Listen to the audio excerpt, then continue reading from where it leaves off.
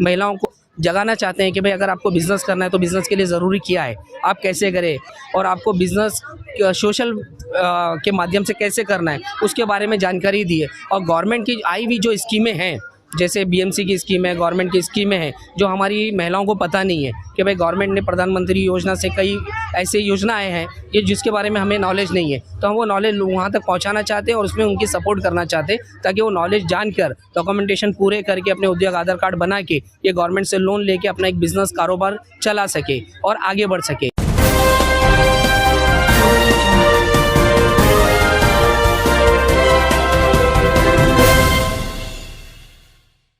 आज़ाद India news में आपका स्वागत है। हम आए हुए मंसूरी मानव विकास फाउंडेशन के सशक्ति के मीटिंग में।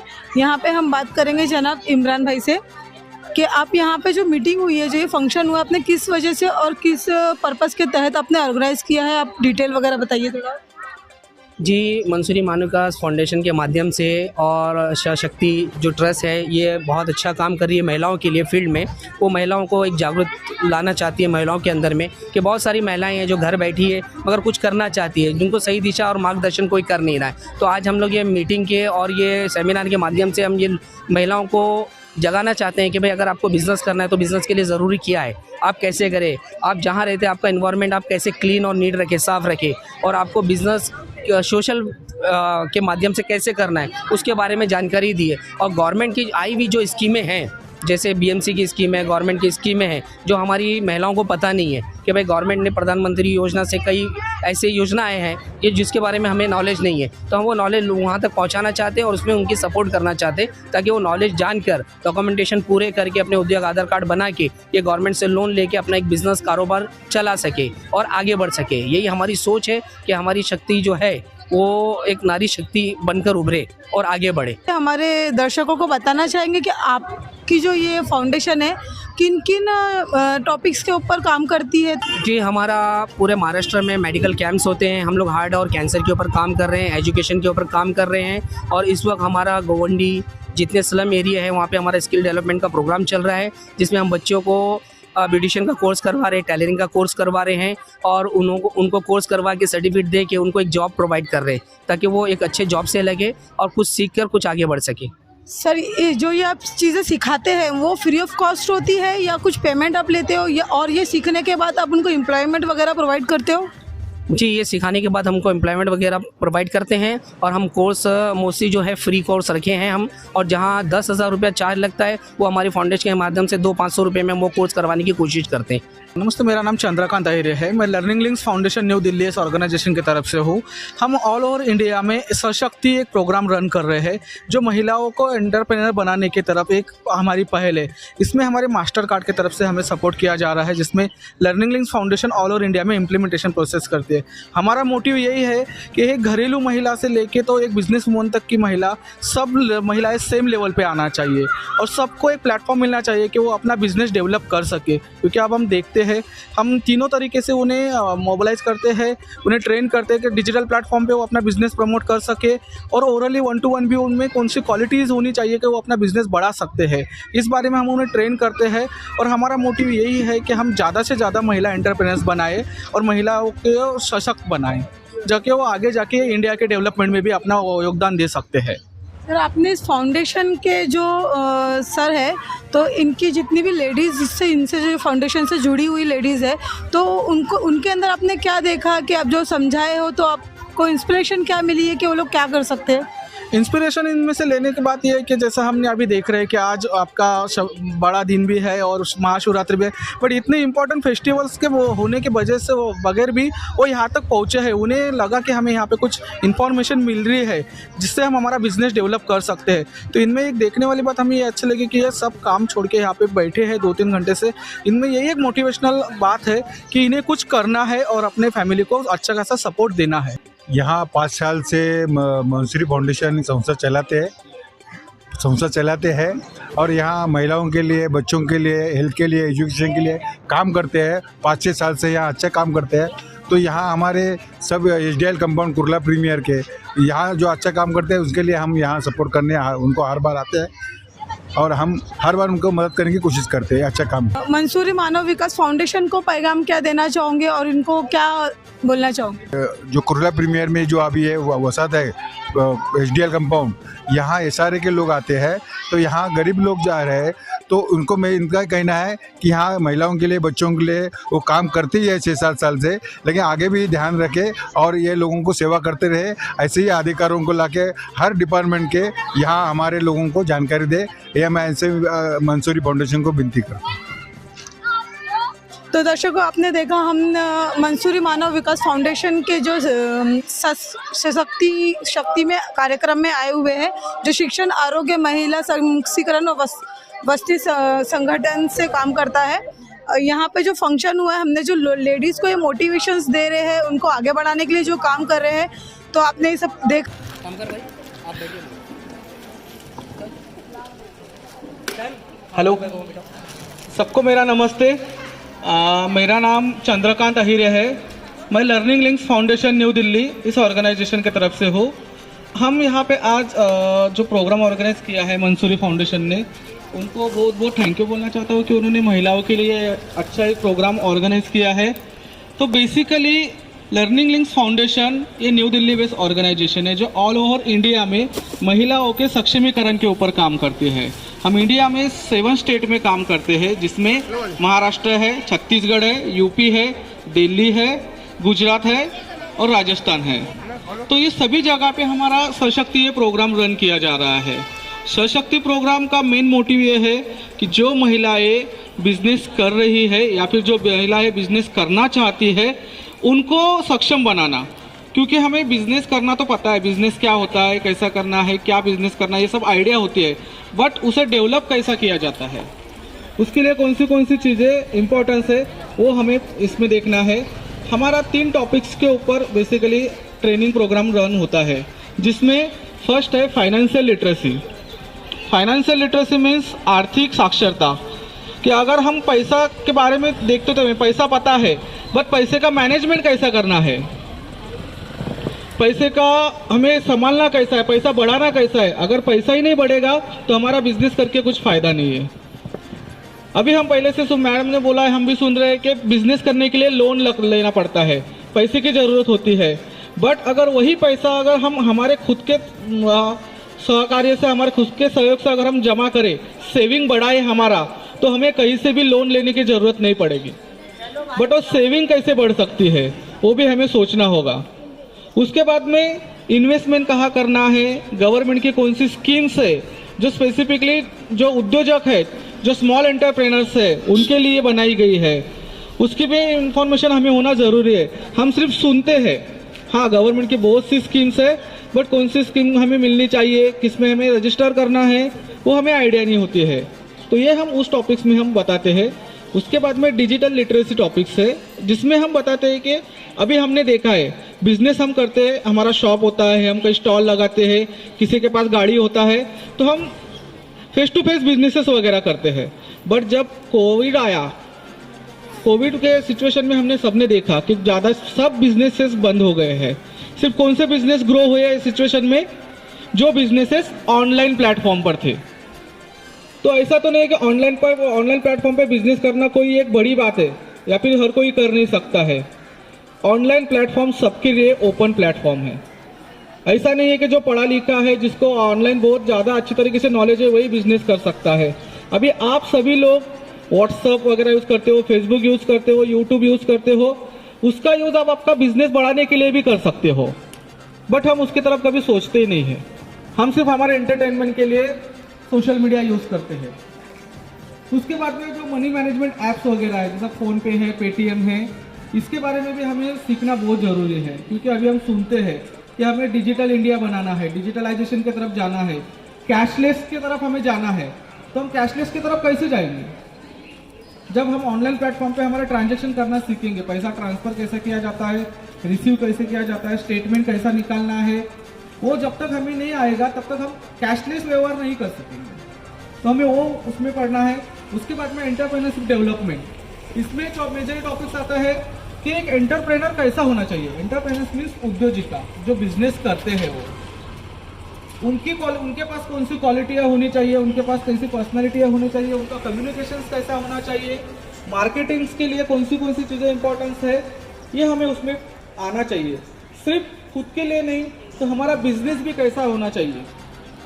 नहीं तो हम तो बहुत अच्छी तरीके से वेल सेटल है, वेल डेवलप होके आए हैं, अच्छा खासा मेकअप वगैरह करके है, और हमारा फुल यानी कि हमारा प्रेजेंटेशन स्किल्स खुद का बहुत अच्छा है, बट हमारा बिजनेस उतना अच्छा डेवलप नहीं है, या फिर बिजनेस का हमारा प्रेजेंटेशन उतना अच्छा नहीं है। क्योंकि बोला जाता है जो बिजनेसमैन रहता है, जो स्मॉल एंटरप्रेन्योर रहता है, उसके बारे में बोला जाता है किसी भी बिजनेस के बारे में कि बिजनेस से पहले बिजनेस करने वाला बिकता है। अगर आप वहाँ पे प्लीजेंट माइंड स्माइल से खड़े हो, आप अच्छे नीट एंड क्लीन खड़े हो, तो आपको देख के आपका बिजनेस समझ में आता है। नहीं तो बिजनेस को डेवलपमेंट करने के लिए दोनों चीज़ें बहुत इंपॉर्टेंट हैं, हम खुद भी और हमारे बिजनेस की क्वालिटी भी। ये सब चीज़ें हम एंटरप्रेन्योरशिप डेवलपमेंट में बताते हैं। उसी के साथ साथ लोन के लिए कौन सी चीज़ें इंपॉर्टेंस है, क्योंकि बिजनेस तो सभी कर रहे हैं, लेकिन बिजनेस किसी के प्रॉब्लम्स है कि बिजनेस के लिए पैसा नहीं मिल पा रहा है, बिजनेस बढ़ाना कैसा है, लोन के लिए एप्लीकेशन कैसा करना है, लोन के लिए हम बैंक में जाते हैं बट हमारा एप्लीकेशन एक्सेप्ट नहीं किया जाता है। ये बहुत सी रीजंस हमारे सामने आती है, तो उसके पीछे कौन से रीजंस है वो भी हमें इसमें देखना है। तो लर्निंग लिंक्स फाउंडेशन और मास्टर कार्ड की तरफ से ये प्रोग्राम है, जिसमें हमें यहाँ पे प्रोग्राम के लिए मंसूरी फाउंडेशन के सिमरन मैडम ने यहाँ पे बुलाया है कि ये जो नॉलेज है हम ऑल ओवर महाराष्ट्र में दे रहे हैं।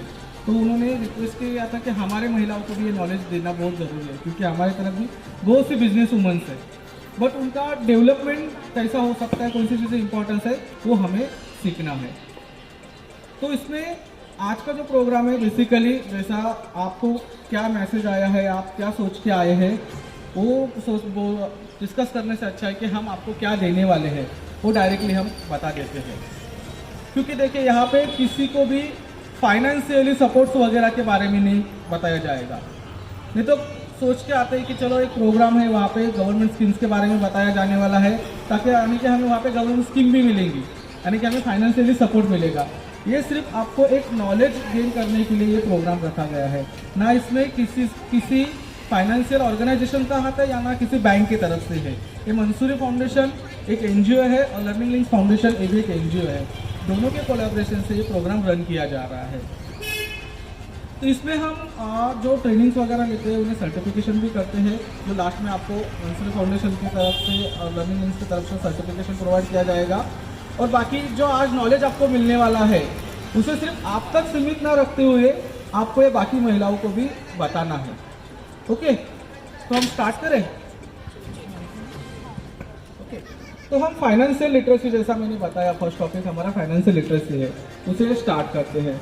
आपको क्या लगता है इसमें? देखिए इसमें आपको भी बोलना है, क्योंकि कुछ नॉलेज हो सकता है मैं यहाँ माइक लेके खड़ा हूँ इसका मतलब मैं पूरी तरीके से सक्षम हूँ या फिर मुझे बहुत नॉलेज है, ऐसा नहीं है। कुछ ऐसी बातें हैं जो आपको पता होगी, आप भी मुझे बताइए, जो मेरे पास है मैं आपको बताऊंगा। हमें एक इंटरेक्शन मोड में हमें ये करना है, नहीं तो हमें ऐसा लगेगा कि हम एक क्लासरूम में आके बैठे हैं, सर पढ़ा रहे हैं, हमें सिर्फ सीखना है। ऐसा नहीं है, हमें कम्युनिकेशंस में बातचीत करते हुए हमें ये प्रोग्राम कंडक्ट करना है। हमारे पास टाइमिंग बहुत शॉर्ट है, तो हमें हो सकता है कुछ चीज़ें थोड़ा फास्ट फॉरवर्ड की जाएगी, तो थोड़ा उतना समझ लीजिए। तो बेसिकली मेरा पहला क्वेश्चन यही है कि आप फाइनेंशियल लिटरेसी है, ये फाइनेंशियल लिटरेसी क्या होता है? आर्थिक साक्षरता मीन्स क्या है? आप क्या बोल सकते हो इसके बारे में?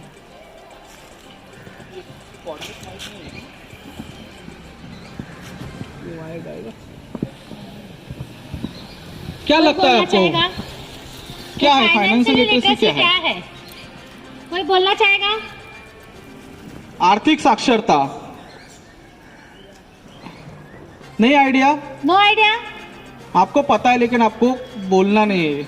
देखिए सबसे इम्पोर्टेंट बात है, जैसा मैंने स्टार्टिंग में बोला, हम यहाँ आपकी तरफ देख रहे हैं एक फ्यूचर एंटरप्रेनर्स, एक फ्यूचर उद्योजिका के तौर पे हम आपको देख रहे हैं। और उद्योजिका कैसी होनी चाहिए? फास्ट बात करने वाली, उनको समझ में आना चाहिए आर्थिक क्या होता है। आप अगर बात नहीं करोगे तो आप बिजनेस कर नहीं सकते, सीधा मेरा ये है सवाल है।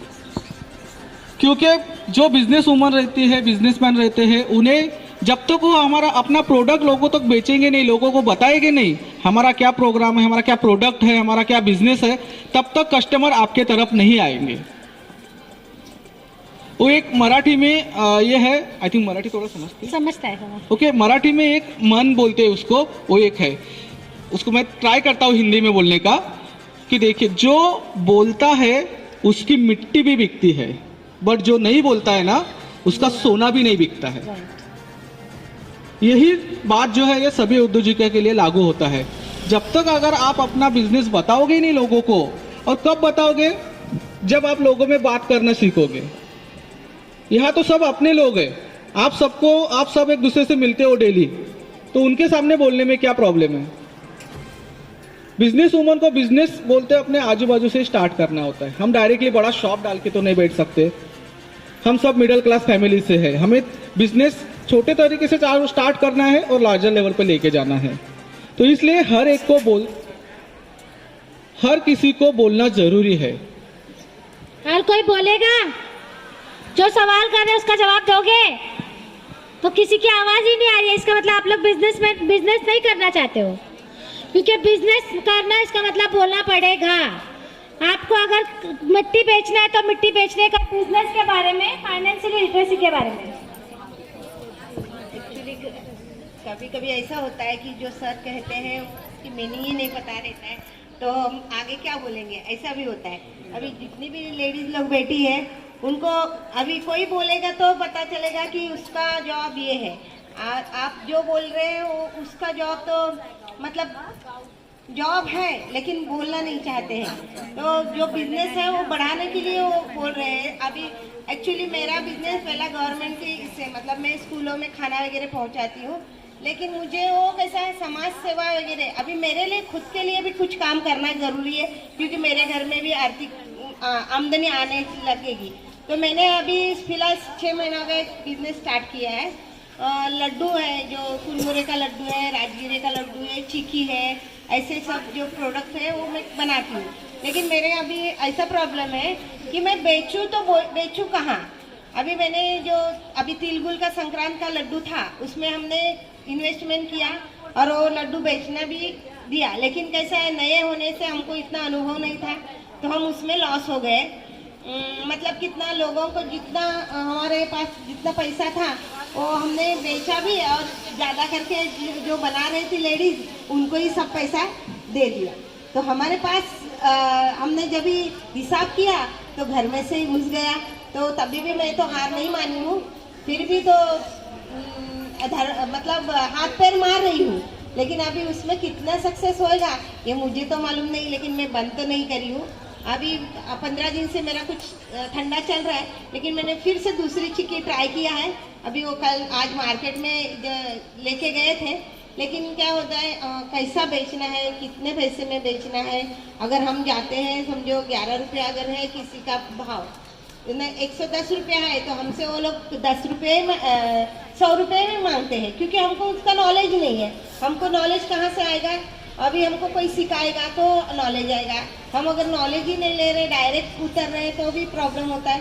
तो सर से मैं ये भी रिक्वेस्ट करूँगी कि हमको कहाँ बेचना है, कैसा करना है वो भी, और जो आप जो लैंग्वेज में बोल रहे हो वो तो इधर की सब घरेलू लेडीज़ है, उनको तो समझ में नहीं आएगा, और आपके साथ सविस्तर विस्तार से बताइए तो उनको समझ में आएगा। बराबर है? Okay, thank you madam. जो मैडम ने बोला है कि आपको बिजनेस करने आना चाहिए, तो बिजनेस तो हर इंसान कर सकता है, लेकिन सीखने के लिए हमको कोई प्लेटफॉर्म चाहिए। तो ये प्लेटफॉर्म मिल रहा है यहाँ से सशक्ति ट्रस्ट से कि आपको बिजनेस वुमेन बनना है तो थोड़ी सी ट्रेनिंग की ज़रूरत है। दूसरी बात, डिजिटल लिटरेसी।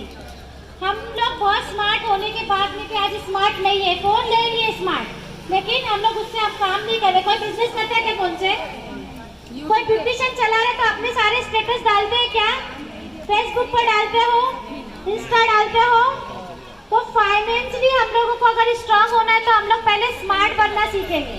क्या सीखेंगे? तो स्मार्ट कैसे बनना है सर बताएंगे। अगर सर की चीज़ें नहीं समझ में आ रही तो मैं थोड़ा उसको एक्सप्लेन करूँगी। Thank you madam. ओके, तो हम फाइनेंशियल लिटरेसी पर बात कर रहे थे। फाइनेंशियल लिटरेसी क्यों, जो फाइनेंशियल लिटरेसी मीन्स शॉर्ट में अगर हमारे लोकल लैंग्वेज में अगर बोले तो फाइनेंशियल लिटरेसी ये होता है कि हमारे पास में जो आने वाला पैसा है उसे हमें कैसा यूज़ करना है, उसी पैसे को बढ़ाने के लिए उसका मैनेजमेंट कैसा करना है पैसे का। क्योंकि अगर हमें सेविंग बढ़ाना है तो हमें पैसा संभालना पड़ेगा, सिर्फ खर्चा करने से पैसा तो नहीं बढ़ेगा, राइट। तो हमें पैसा कैसे बढ़ा सकते हैं, पैसा बचा कैसे सकते हैं, तो उसके बारे में भी हमें कुछ चीज़ें सोचना ज़रूरी है। हमारे पास में पैसा तो आता है, बट जैसे ही पैसे हमारे पास में आ जाते हैं हमारे प्लानिंग्स क्या चलने लगते हैं कि अभी इसको खर्चा कहाँ पे करें, क्या क्या चीज़ें खरीदे, कहाँ घूमने जाए, किस चीज़ों पे खर्चा करना अच्छी बात है, हम यही सब सोचते हैं। बट जब हमारे पास में पैसा आता है तो हमारे आगे दो चीज़ें बेसिकली खड़ी हो जाती है, जिसे हम एक बोलते हैं नीड और एक दूसरी होती है हमारी इच्छा। हम इच्छाओं पे ज़्यादा खर्चा, मेरा क्वेश्चन है, हम इच्छाओं पे ज़्यादा खर्चा, इच्छा मतलब हमारे शौक जो हमें मार्केट में घूमने जाते हैं, ज्वेलरी लेना है, साड़ियाँ लेना है, पार्लर में जाना है, अच्छे अच्छे कॉस्मेटिक्स लेना है, या फिर कहीं अच्छे तरीके से खाना पीना खाना है, पिकनिक पे जाना है, ये सब हो गए हमारी इच्छाएं। बट हमारी नीड्स क्या है, गरज, जिसे हम मूलभूत गरज बोलते हैं, अन्न वस्त्र निवारा। और इसी के साथ में और दो चीज़ें और ऐड ऑन हो गई है जो आज के सिचुएशन में बहुत ज़रूरी है, जिसमें ये एजुकेशन और हमारा हेल्थ। पहले हम तीनों चीज़ों में बातें करते थे, सिर्फ किसी ने पूछा आपकी गरज क्या क्या है तो हम सिर्फ सीधा सीधा बता देते थे हमारी गरज ये है अन्न वस्त्र निवारा। मीन्स रहने के लिए, खाने के लिए हमें खाना चाहिए, रहने के लिए घर चाहिए, बस पहनने के लिए कपड़ा चाहिए, यानी रोटी कपड़ा और मकान। हम लोगों की जरूरत क्या थी पहले, रोटी कपड़ा और मकान, लेकिन अभी हमारी जरूरत है एजुकेशन एंड हेल्थ। सब लोग की हेल्थ खराब होती है, सबको एजुकेशन चाहिए और अच्छा एजुकेशन चाहिए, तो हमको फाइनेंशियली हमको स्ट्रांग होना पड़ेगा। फाइनेंशियली स्ट्रांग होने के लिए हमको बिजनेस जैसे ज़रूरतें और ख्वाहिशें, तो हमारी ख्वाहिशों को हमको ख़त्म करना पड़ेगा। पहले छोटे से घर में बहुत सारे लोग रहते थे, उसमें वो लोग एडजस्ट करते थे, लेकिन आज बड़े घर की आदत पड़ गई है, तो वापस कोई छोटे घर पे जा सकता है क्या? तो जब हमारी ख्वाहिशें ख़त्म नहीं होगी तो हमारी ज़रूरतें कभी पूरी नहीं हो पाएगी। तो हमको ख्वाहिशों को क्या करना है, अगर मैंने 1 लाख रुपए लोन ली हूँ, मुझे बिजनेस करना है, तो मेरे दिमाग में आएगा कि पहले मुझे मोबाइल लेना है, तो 50,000 का मैंने मोबाइल लिया, तो फिर 50,000 में अगर मैं बिजनेस करूंगी तो मैं प्रॉफिट में रहूंगी या लॉस में? लॉस में, क्योंकि मैंने तो 50,000 रुपया अपनी ख्वाहिश पे लगा दिया। तो आपको स्ट्रांग कैसे होना, मेंटली स्ट्रांग होना है कि मुझे अगर 1 लाख रुपया बिजनेस के लिए मिला तो मुझे उस 1 लाख को 2 लाख रुपया कैसे बनाना है वो आपको सिखा रहे हैं। कुछ चीज़ें समझ में नहीं आएगी तो मैं एक्सप्लेन करूँगी। Thank you madam. क्योंकि हमारा जो बेसिकली पूरा प्रोग्राम चलता है ना, हम मोस्ट ऑफ मराठी लैंग्वेज में ज़्यादा प्रोवाइड करते हैं, इसलिए थोड़े वो हिंदी वर्ड्स हमें नहीं आते हैं प्रॉपरली, जो आपको आते हैं वो ओके। तो जैसा हम इच्छाएं और गरज इन पे बात कर रहे थे, नीड्स जो है, तो मुझे बताइए हमारा ज़्यादा से ज़्यादा खर्चा किसके ऊपर होता है? हमारे ख्वाहिशों के ऊपर होता है या हमारे ज़रूरत के ऊपर होता है? बोलिए, मैंने जैसा बोला सबको बोलना है, बोलो कि हमारी जरूरतों पे पूरा होता है या ख्वाहिशों पे? ओके, ख्वाहिशों पे हमारा ज़्यादा खर्चा होता है। ओके,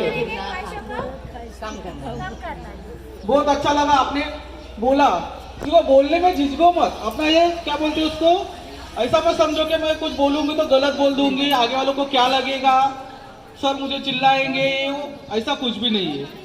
आपको जो बोलना है आप बिंदास बोल सकते हो खुले मन से। देखिए, ख्वाहिशों पे खर्चा होता है, सबको पता है, बट ये ख्वाहिशें आती कहाँ से है? हम देखते क्या है, हमारा आजू बाजू का एटमॉस्फेयर कैसा है, हमारे आजू बाजू के लोग कैसे हैं, वो लोग क्या करते हैं।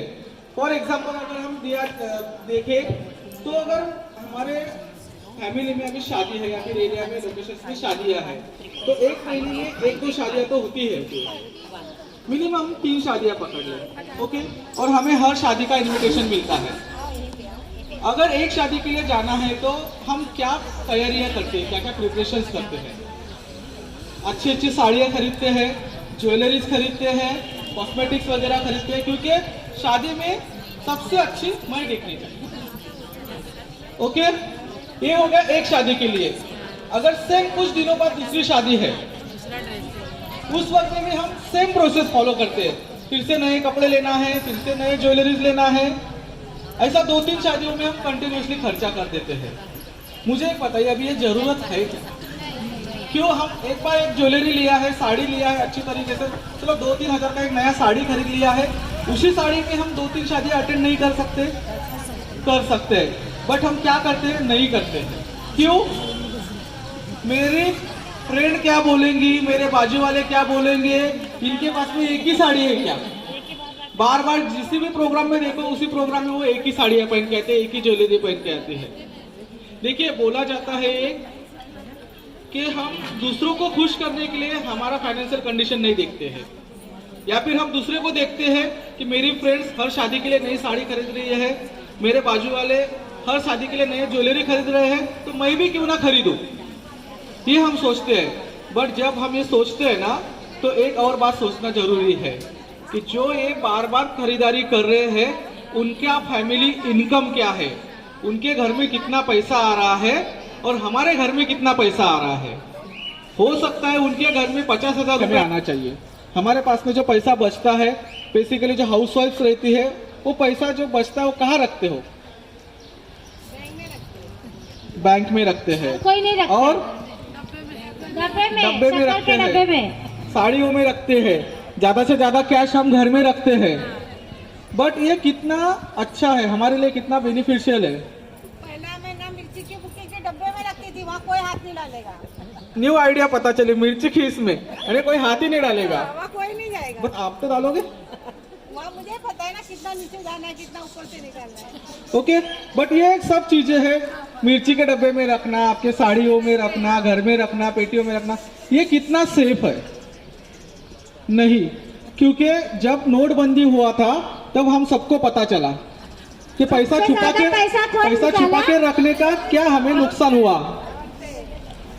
जब पैसा ढूंढने की बात आई कि कहाँ पैसे रखे हैं, तब हमें भी पता नहीं था, और सोच सोच के पैसा भी, ये तो सुना था सबने। वही ये 2 योजनाएं हैं, जिसमें 2 लाख रुपए तक का जीवन ज्योति योजना जो है, इसमें अगर अभी दोनों के क्लॉजेस चेंज हो चुके हैं, जिसका पहले 12 रुपए था, अभी वो 20 रुपए हुआ है, और जिसका 330 था वो 426 रुपए हुआ है, और वो साल का है, मंथली नहीं है। एक साल में अगर हम 20 रुपया भरते हैं तो हमें 2 लाख रुपए तक का कवरिंग मिलता है। अब मुझे बताइए, 20 रुपया बहुत ज़्यादा है क्या हमारे लिए? कुछ भी नहीं है। अगर हम बाहर घूमने जाए तो 2,000 रुपये ऐसे ही खर्च कर देते हैं। बट हमें हेल्थ इंश्योरेंस के बारे में ये पता नहीं होता है, या फिर हमारी सोच ये रहती है कि हम तो हाउस वाइफ है, हम तो घर पर रहने वाले हैं, हमें क्या होगा, हमें क्या ज़रूरत है योजनाओं की, हमें क्या ज़रूरत है हेल्थ पॉलिसी की, हमें क्या ज़रूरत है मेडिक्लेम की, हमें क्या ज़रूरत है इंश्योरेंस की। ये सोचना बहुत गलत बात है, क्योंकि सबसे ज़्यादा घर में अगर आप रहते हो, आप कंटिन्यूसली गैस स्टोव है उसके कांटेक्ट में रहते हो, इलेक्ट्रिसिटी होती है घर में उसके कांटेक्ट में रहते हो, कभी भी कुछ भी हो सकता है। अगर आपका पॉलिसीज नहीं है, मेडिक्लेम नहीं है, तो आपको बहुत सी बड़ी बड़ी समस्याओं के लिए आगे जाना होगा। अगर आपका मेडिक्लेम है, जैसा हमने स्टार्ट में डिस्कस किया है कि हेल्थ इशू कभी भी हो सकता है, कभी भी कोई हेल्थ से रिलेटेड इशू हो सकता है। अगर हमारा मेडिक्लेम नहीं है और हमें अर्जेंटली अगर हॉस्पिटलाइज होना पड़ा और हमारे पास में उतना पैसा भी नहीं है, फॉर एग्जांपल मुझे हॉस्पिटलाइज होना है लेकिन वहाँ पे खर्चा आने वाला है 2 लाख रुपए, तो आपके पास में किसी के घर में 2 लाख रुपए रखे हैं? नहीं रखे हैं। वही अगर आपका मेडिक्लेम होगा, थोड़ा बहुत मुझे पता है क्योंकि मैं फैमिली पूरी पुलिस वाली, ठीक है। CR मतलब क्रिमिनल रिकॉर्ड होता है, उस बंदे के अगर आप क्रिमिनल रिकॉर्ड फाइल कर सकते हो, तब झक मार के पुलिस स्टेशन वालों को कंप्लेंट लेना पड़ेगा, उसको ढूंढना पड़ेगा, समझा। सो अगेन साइबर, हर एक पुलिस स्टेशन में एक साइबर सेल होता है, साइबर सेल का एक बंदा होता है, ये लीगल बोर्ड है, साइबर बोर्ड है, तो फाइबर वाला बंद है। आज ये फाउंडेशन वाले हमारे दरमियान आके ये महिलाओं को एक बिजनेस के माध्यम से कुछ समझाना चाह रहे हैं कि अगर आपको बिजनेस करना हो तो आप कैसे बिजनेस करेंगे, बिजनेस के लिए क्या क्या ज़रूरी है, किस माध्यम से आप बिजनेस कर सकते हो।